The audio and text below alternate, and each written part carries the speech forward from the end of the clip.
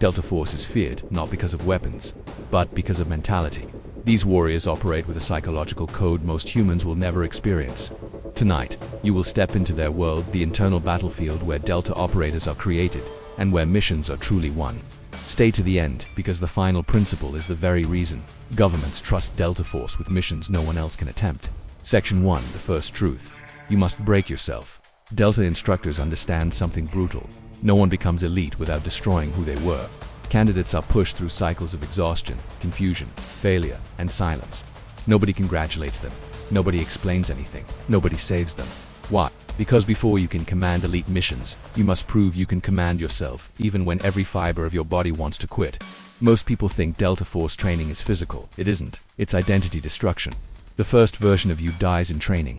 Only the one who refuses to break moves forward. SECTION to controlled fear. Fear is not removed in Delta Force, it is weaponized.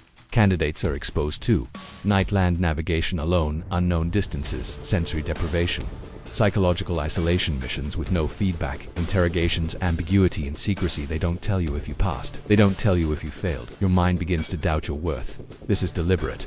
Delta Force believes, if your courage depends on external validation, you are not elite, you are replaceable.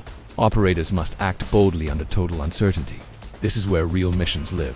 Section 3. Discipline without supervision. In most militaries, discipline exists because someone is watching. In Delta Force, discipline exists because you are watching yourself. There is no yelling, no humiliation, no drill instructor forcing intensity. You either operate with absolute standards or you quietly disappear from the selection roster. This builds a terrifying type of operator. Section 5. Silence, the language of operators. One of the most misunderstood aspects of Delta Force. They are almost emotionless, not because they don't feel, but because feelings are irrelevant when a decision must be made. Candidates are trained to remain outwardly calm under terror, to execute when everyone else freezes, to compartmentalize emotion, to delay breakdown until after the mission. An operator once described it: we don't remove fear. We strip fear of authority. That is the difference. Section 6. Adaptability as a survival weapon. No unit adapts faster than Delta Force. Their missions change mid-execution. Hostage scenario shifts, target location is wrong. Enemy reinforcement arrives, civilians appear, intelligence collapses, most humans freeze under change. Delta Force improves under change. The training ingrains. The more the mission falls apart, the more valuable you become. This is one of their psychological edges. Section 7. The ruthless promise. There is a phrase whispered in the community: finish or die trying. It doesn't mean dying is the goal. It means quitting is not considered realistic. Operators live with internal rules. If you fail, you analyze. If you break, you rebuild. If you fall, you stand silently. If you win, you move on without praise. This emotional posture separates Delta Force from units that need medals, recognition, or applause. Section 8. The unknown sacrifice. Delta operators often can't tell their family where they were, why they were gone, what they saw, who they lost, what they did. There are victories they can never claim. There are scars they must never speak about.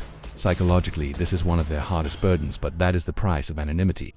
Public glory belongs to others. Elite reality belongs to Delta. Section 9. WHY. Only a few ever make IT at selection.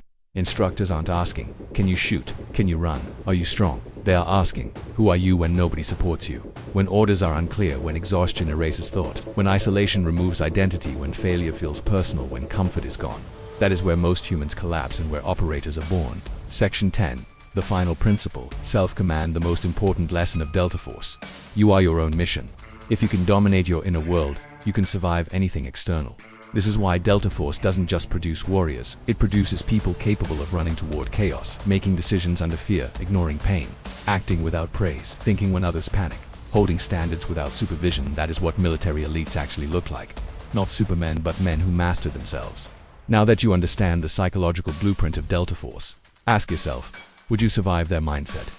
Comment below, yes. Give me more elite breakdowns if you want part 6, inside a Delta Force mission. Planning to expel. This is Elite Forces Explained. Subscribe for more breakdowns on training, mindset, and unseen elite operations.